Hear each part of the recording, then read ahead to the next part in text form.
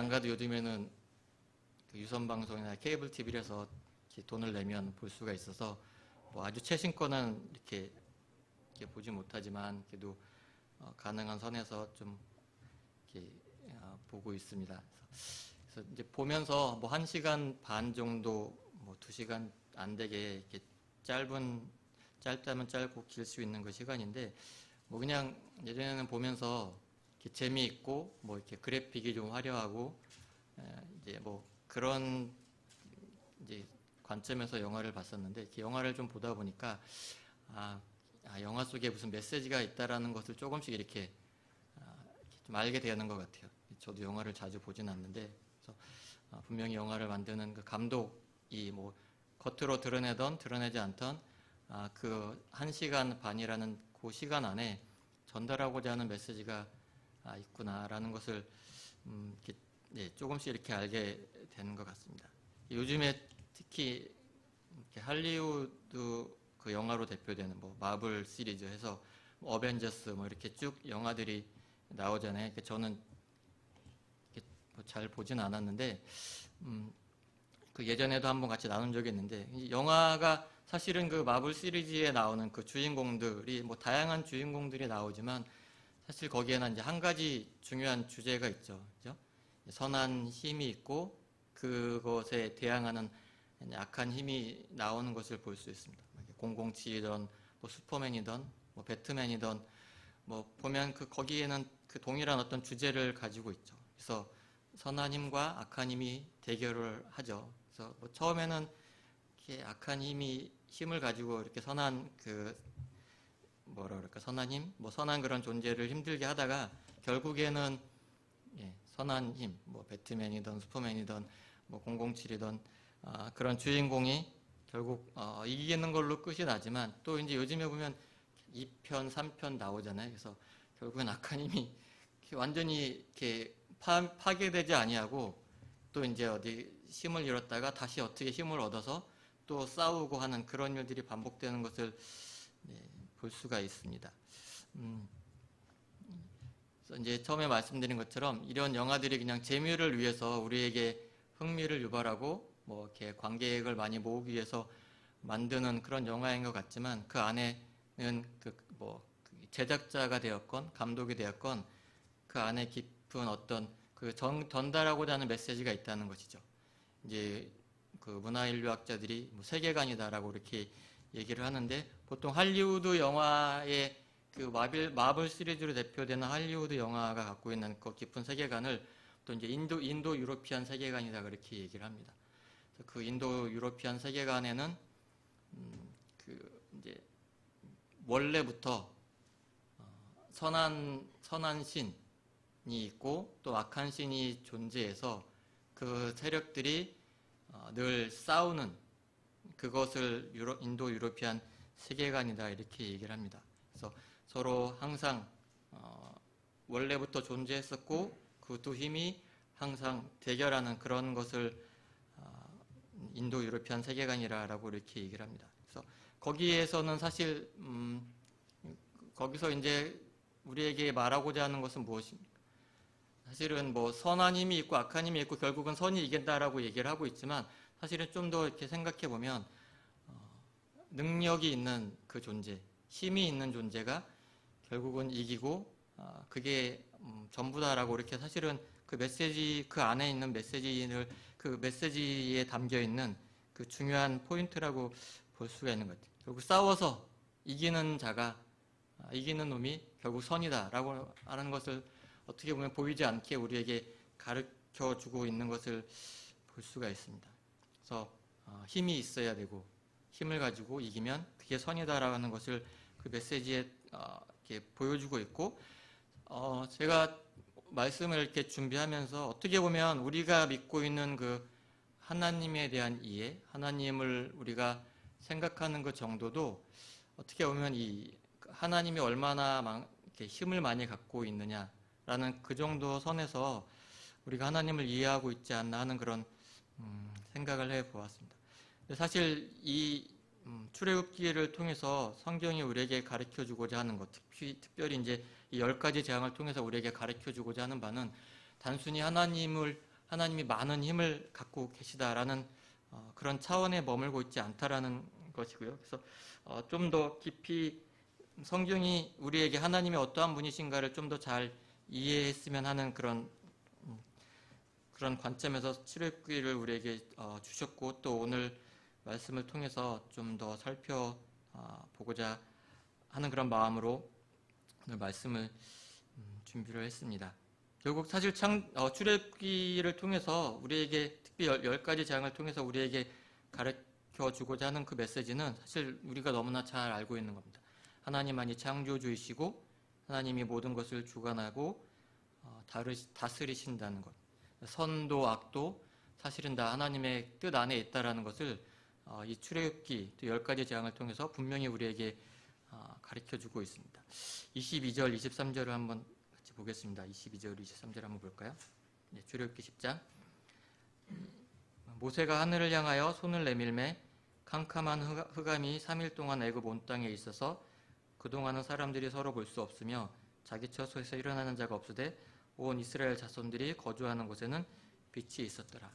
그 애굽 땅 전체가 다 깜깜해서 볼 수 없는데 그곳에 이스라엘 백성들이 머물고 있던 고센 땅만은 빛이 있었다라고 이렇게 오늘 본문이 지금 나오고 있는데요. 제가 이 본문을 읽으면서 그냥 그런 생각을 했어요. 좀 쓸데없는 생각일 수도 있는데 코로나 이 시대에 교회가 많은 지탄을 받고 있는데 사람들이 교회에 나와서 예배하고 교회만 모이면 걸렸던 코로나도 다 치유가 되고 코로나 교회에 오면 이렇게 코로나도 걸리지 않고 어느 목사가 이렇게 방송을 통해서 예배하는 것처럼 그리스도인들은 하나님이 지켜주셔서 코로나에도 걸리지 않는다라고 하지만 아마 제가 통계를 보지 않았지만 코로나에 걸린 사람들 중에 아마 최소한 30% 내지 50%는 교회 다니는 사람이 아닐까 그냥 그렇게 추측을 해보게 되는데 그렇게 하면 좋지만 사실은 그렇지 않은 걸 우리가 사실 잘 알고 있죠. 이미 언론 보도를 통해서 교회에서 많은 사람들이 코로나에 감염되고 하는 것들을 저희가 볼 수가 있습니다. 그래서 사실 이 말씀이 오늘 말씀뿐만 아니라 10가지 재앙을 쭉 통해서 이스라엘 백성들은 보호를 받고 애굽 사람들은 그런 어떤 여러 가지의 어려움에 처해 있는데 단순히 오늘 말씀이 하나님이 택하신 자들은 아무런 문제가 없이 보호하시고 그렇지 않은 자들은 하나님이 보호하시지 않는다라는 어떤 구별하고 차별하는 그런 차원에서 이 말씀을 주시지 않다라는 것은 우리의 경험을 통해서 또 역사를 통해서 말씀을 통해서 사실 우리가 알 수가 있습니다. 그러면 하나님께서 이 애굽 땅과 이 애굽 땅에 있는 그 고센 땅을 구별하신 그 차이가 무엇일까라고 생각을 했을 때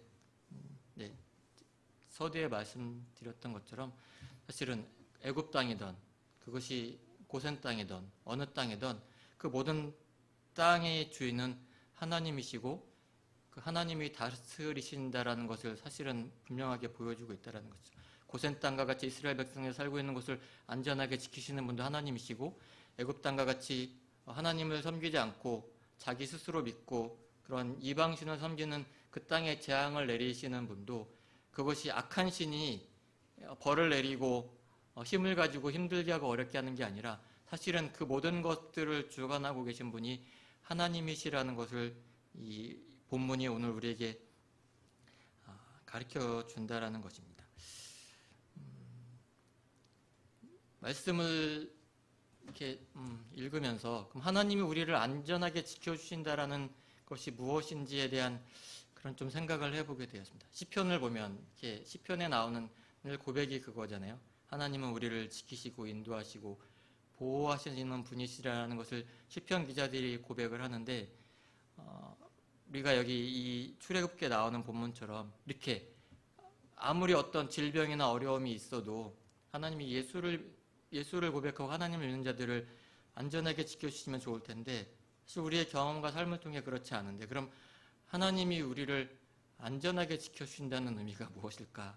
사실은 좀 그 부분에 대한 고민을 많이 하게 되었고 아마 그것은 하나님께서 가지고 계신 그 안전하게 지켜주신다는 그 의미와 우리가 가지고 있는 우리를 안전하게 지켜주신다는 그 기대의 차이 때문에 생기는 오해가 거기서 발생하는 오해 때문에 우리가 생각하는 그 안전에 대한 기대, 하나님으로부터 기대, 그런 것들이 좀 거기서 나온 어떤 어려움들이 있지 않나 하는 생각을 해보게 됩니다.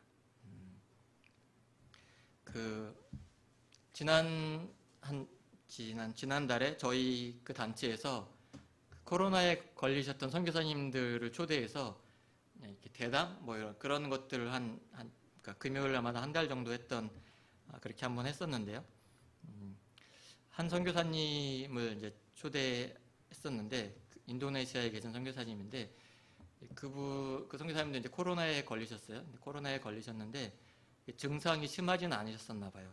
이제 그 선교사님 말씀으로는 자기가 코로나에 걸렸다는 걸 알고 이제 집에서 자가격리를 했는데 자가격리하면서도 이제 밥은 가족들이랑 같이 먹고 이제 밥을 먹을 때 어떻게 했냐면 그 발상이 참 되게 아무튼 좀 뭐 신선했다고 해야 될까요? 밥을 먹을 때 선풍기를 자기 앞에 켜놓고 이렇게 말할 때 튀면 튀기지 않도록 하기 위해서 그렇게 해서 밥을 먹었다라고. 그래서 가족들이 다 같이 이렇게 하고 본인은 그냥 방에 있었지만 생활하는데 크게 어려움이 없이 그렇게 했다라고 말씀을 하셨어요. 그러면서 이제 저희 그 단체 대표님이 그걸 이제 주관하셨는데 얘기를 듣다 보니까 별로 이제 들을 얘기가 없는 거예요. 왜냐면 증세도 심하지 않았고 크게 이렇게 아프거나 하지도 않았기 때문에 얘기를 하다 보니까 그냥 더 들을 얘기가 없어서 오히려 그 같은 지역에 있던 선교사님 중에 정말 이렇게 증세가 너무 심해서 그 에어 앰뷸런스를 타고 오셔야 됐던 선교사님이 계셨거든요. 그래서 오히려 그분 얘기를 더 많이 하게 되었고, 그래서 거의 아마 제가 듣기로는 거의 1억 5천 정도 부부가 같이 왔기 때문에 그래서 그걸 모금하고 이렇게 한국까지 들어오시고 하는 그런 과정들에 대한 얘기들을 사실 더 많이 하게 되었어요. 이제 쭉 얘기를 하고 이제 1시간 정도 하다가 이제 마치고 어떤 한 분이 이제 질문을 하셨어요.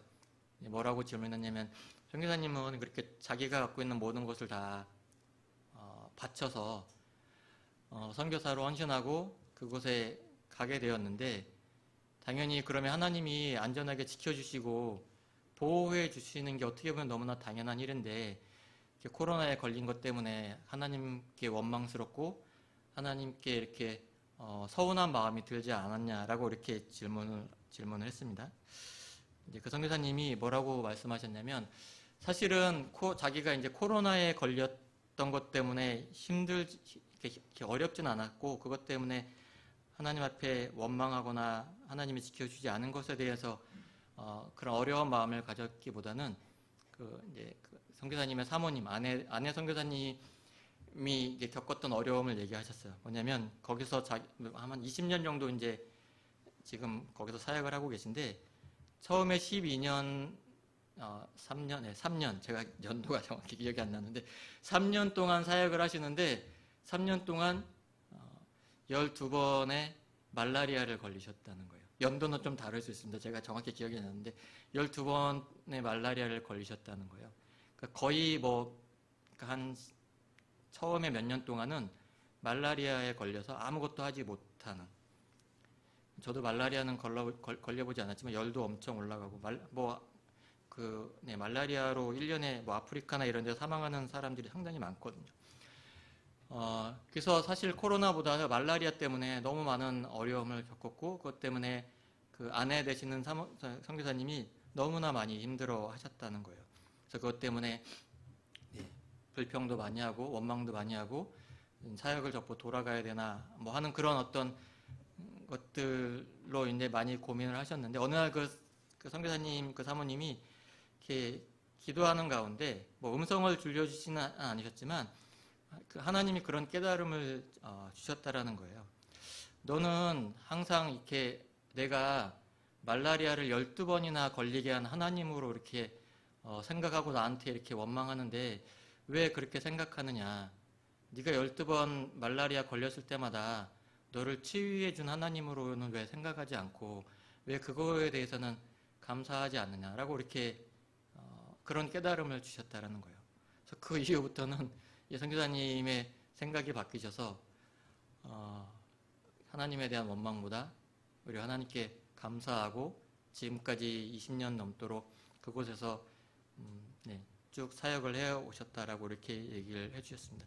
그 얘기를 들으면서 저도 뭔가 이렇게 한 대 얻어맞은 듯한 그런 어떤 뭐라 그럴까, 한 대 얻어맞은 것 같았었어요. 그러니까 늘 하나님이 우리를 안전하게 지키시고 보호해 주신다라는 것이 마치 아무런 어려움도 발생하지 않고 늘 좋은 일만 있어야 되고 그런 것으로 저도 생각을 하고 하나님에 대한 그런 기대가 있었는데, 그렇지 않고 어떤 어려움이 닥쳐오고 힘든 일이 생기면 당연히 불평하게 되고 이렇게 하나님 앞에 원망하게 됐던 그런 제 모습에서 그렇구나. 지금까지 제가 당해왔던 어려움들, 여러 가지 그런 고난과 이런 것들 속에서 마치 나는 내가 내 스스로 잘나서 내 힘과 능력으로 그것들을 해결하고 하나님은 어려움을 주시고 그렇게 생각했던 그런 자리에서 그것이 내가 무엇을 하고 내가 내 능력으로 내 어떤 힘으로 해결한 게 아니라 하나님이 지키시고 하나님이 인도해 주셨고 하나님이 함께해 주셔서 지금까지 잘 극복해 왔다라는 것을 깨닫는 그런 시간이 되었던 것 같아요. 지금 사실 이 오늘 읽은 말씀을 통해서 또 10가지 재앙 출애굽기를 통해서 잘 보면 아시겠지만 사실 이스라엘 백성들이나 여기 나오는 애굽 사람들이 한 것 하나도 없잖아요. 그죠? 자기들이 한 것은 가만히 있었을 뿐이고 사실 하나님이 다 행하시고 다 하셨고 지키시고 인도하셨다는 것을 사실 우리가 볼 수가 있습니다. 그래서 우리의 인식, 하나님에 대한 인식, 하나님에 대한 우리의 생각이 얼마나 잘못되어 있고 성경이 말하는 하나님을 우리가 알아가는 것이 얼마나 중요한 것인가를 오늘 말씀을 통해서 또 그 선교사님이 하셨던 그런 얘기를 통해서 좀 알게 되었던 것 같습니다. 창세기를 한번 보겠습니다. 창세기 20장 10절에서 13절 말씀을 한번 보겠습니다.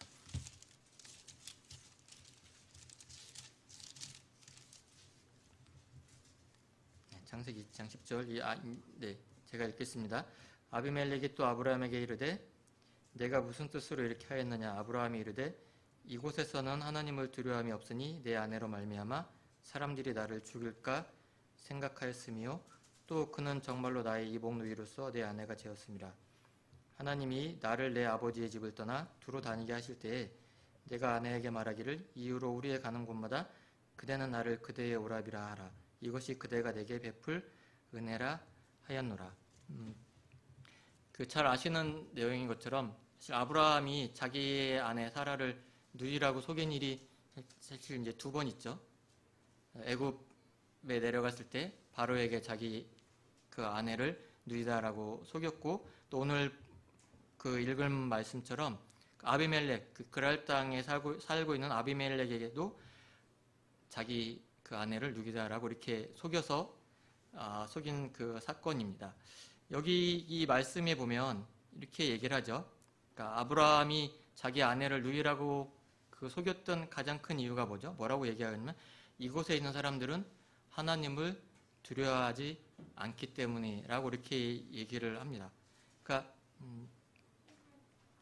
다른 식으로 표현하자면 뭐죠? 이곳에는 하나님이 계시지 않기 때문에, 하나님의 능력이나 하나님의 힘이 미치지 않기 때문에 자기 스스로 살아가야 될 방도를 찾았고, 그것이 무엇이냐 하면 바로 자기의 아내를 누이라고 이렇게 속이는 것. 그렇게 하면 자기의 생명과 자기의 아내의 생명이 보존될 것이다 라고 이렇게 생각을 했다라는 거죠. 그죠? 하나님의 말씀이나 하나님의 뜻을 따르는 것이 아니라 이 땅에 살기 위해서는 세상의 법칙과 세상의 뜻을 따라야 한다라고 이렇게 아브라함이 생각을 했다라는 것을 볼 수가 있습니다. 제가 이 말씀을 보면서 좀 의아스러웠던 건 뭐냐면 아브라함이 잘못한 거잖아요. 그죠? 아브라함이 잘못했는데 하나님이 아브라함에게 어려움을 주시지 않으시고 누구에게 어려움을 주냐면 바로에게 어려움을 주시고, 오늘 본문 보면 아비멜렉에게 어려움을 주시잖아요. 그죠? 사실 아비멜렉이나 바로는 잘못한 거 없는데 오히려 혼나는 것은 잘못한 아브라함이 혼나지 않고 오히려 아브라함은 더 부자가 되고 더 잘 되고, 그리고 바로나 이 아비멜렉은 심하게 혼나는 것을, 어려움을 겪는 것을 볼 수가 있습니다. 그래서 이제 제가 이렇게 보면서 오늘 말씀과 쭉 연결시켜 보자면, 그리고 아브라함이, 하나님께서 아브라함에게 직접적으로 이렇게 경고하시거나 혼내시지 않으시고 애굽 바로나, 애굽 왕 바로나 아비멜렉을 치심으로 하나님께서 아브라함에게 무엇을 교훈하시고자 했을까라고 생각했을 때, 결국 오늘 말씀과 일맥상통한 것처럼 결국 그 애굽 땅에도, 그 그릴 땅에도 하나님이 다스리시고 하나님이 주인이시라는 것을 간접적으로 아브라함에게 보여주신다는 것을 볼 수가 있는 거죠. 아브라함이 가졌던 생각은 뭐죠? 이곳은 하나님이 계시지 않고 하나님이 능력을 미치지 못하기 때문에 내가 알고 있는 방식대로 살아야 되겠다라고 그런 생각을 갖고 있던 아브라함에게 하나님이 그곳에 있는 주인, 그들이 믿고 있는 그 신이라고 믿고 있는 가장 큰 영향을 갖고 있다라는 그런 자를 하나님이 치심으로 그들이 주인이 아니고 하나님이 주인이시라는 것을 아브라함에게 보여주신다라는 것을 볼 수가 있습니다. 제가 이 말씀을 준비하면서 유진 피터스 목사님이 하셨던 말씀이 이렇게 다가왔는데요. 뭐라고 그 책에 나와 있는 내용인데요. 이렇게 글에 쓰셨습니다. 하나님을 향한 첫 걸음은 세상의 거짓말로부터 발을 떼는 것이다. 세상의 거짓에 대해서는 아니요, 하나님의 진리에 대해서는 예라고 하는 것이 성경적인 언어인 회개이다. 그리스도인의 자의식은 우리가 진실이라고 가정했던 것이 사실은 거짓이라는 고통스러운 깨달음에서 비롯된다. 세상은 세상에 대하여 말할 때 그것을 만드신 하나님에 대해 침묵한다. 우리의 몸에 대한 설명에도 그것이 성령의 전이라는 언급이 없다. 우리를 사랑한다고 하면서도 우리를 사랑하사 자신을 내어주신 예수님에 대해서 침묵한다. 그러니까 예수를 믿는다라는 고백, 하나님을 믿는다라는 그 고백의 어떻게 보면 진정한 출발점은 세상이 우리에게 가르쳐주는 것은 진짜가 아니고 하나님이 진짜라는 것을 깨닫고 인정하고 고백하는 것이 어떻게 보면 그리스도인의 첫 출발점이라고 이렇게 가르쳐주고 있는 것이죠. 우리가 쭉 살펴보고 있는 것처럼 얼마나 하나님이 큰 능력을 갖고 있고 그 능력으로 우리를 지키시고 인도하시냐, 그 능력에 대한 것이 아니라 진짜가 무엇인가, 누가 진리이고 누가 진짜인가에 대한 분명한 깨달음, 그 깨달음이 신앙의 첫 그 걸음이다라는 것을 알려주고 있다는 것. 사실 그래서 그런 차원에서 보자면 오늘 본문에 나와 있는 이 흑암의 어떤 그 능력, 흑암을 가루는 그런 것뿐만 아니라 10가지 재앙은 어떻게 보면 시작이 아니라 뭐라 그럴까요? 프롤로그라는 그런 것을 볼 수 있어요. 왜냐하면 이것이 진짜가 아니라는 것은 알 수 있는 게 뭐냐면 이 이후에 애굽을 탈출하고 이스라엘 백성들이 광야에 40년 동안의 시간을 갖게 되잖아요. 그죠? 그 과정을 통해서 이스라엘 백성들이 정말 하나님이 믿을 만한 분이신가라는 것을 시험을 받게 되죠. 그죠? 그래서 어떻게 보면 우리의 인생도 그렇지 않은가라는 생각을 해보게 되었습니다. 무엇인가를 많은 것을 경험하고 그런 체험하고 하는 그게 진짜 믿음이 아니고 우리가 흔히 간증할 때 하는 것처럼 그것은 어떻게 보면 시작하기 전 단계이고 진짜 믿음의 시작, 첫걸음은 우리가 처한 환경 속에서 정말 하나님이 진리이시고 진짜고 내가 가지고 있는 모든 것과 상관없이 하나님을 신뢰하고 따를 수 있을 만한 그런 존재이신가? 그것을 인정하는가에 달려있고 그 과정을 겪는 것이라는 그런 생각이 들었습니다. 늘 우리가 가지고 있는 고민은 불만은 그거잖아요. 하나님 왜 내가 이렇게 열심히 믿고 하나님 앞에 최선을 다하고자 하는데 왜 내가 원하는 대로 이렇게 삶을 이끌어 주시지 않고 그렇게 마음대로 되지 않습니까? 라는 것에 대한 불만이 있잖아요. 그래서 마치 성경에 나와 있는 그런 성경의 저자들이 고백하고 찬양하고 하는 것은 나와는 전혀 별개인 것처럼 그렇게 느껴질 때가 많이 있습니다. 제가 그 말씀을 준비하면서 그 요한복음 저도 이제 쭉 이렇게 이제 요즘 이제 같이 공부를 하고 있는데 하면서 그 요한복음에 나와 있는 요한복음을 제가 쭉 읽으면서 거기에 이제 그 어느 목사님이 이렇게 욥에 대해서 설명을 하면서 쭉 이렇게 말씀을 하시는데 좀 새롭게 다가왔어요. 전에는 저도 이제 욥기를 공부를 했었었는데 그때는 제가 잘 몰랐었는데 욥기 40장에 나와 있는 그 8절과 9장을 쭉 이렇게 말씀을 하시면서 거기에 나와 있는 내용을 제가 쭉 보면서 8장과 9장을 그 메시지에 있는 메시지 그 유진 피터스 목사님이 그 쓰셨던 메시지에 이렇게 설명을 했습니다. 뭐라고 하니까 욥이 하나님 앞에 이렇게 불평을 하는 내용을 잘 아시니까 제가 설명은 하지 않을 거고요. 이렇게 정말 인간이 겪을 수 있는 모든 어려움과 고통 가운데 욥이 있었잖아요. 그때 하나님 앞에 불평했을 때 하나님이 이 40장 8절 9절에서 이렇게 말씀을 하시는데 메시지를 제가 또 나름대로 이렇게 번역을 했는데요. 뭐라고 얘기하냐면 너는 지금 나한테 내가 잘못했다고 말하고 싶은 거지. 너는 지금 나를 죄인 취급해서 내 스스로 의인이 되려고 하는 거 아니냐. 이렇게 하나님께서 욥에게 반문을 하시는 그런 내용입니다.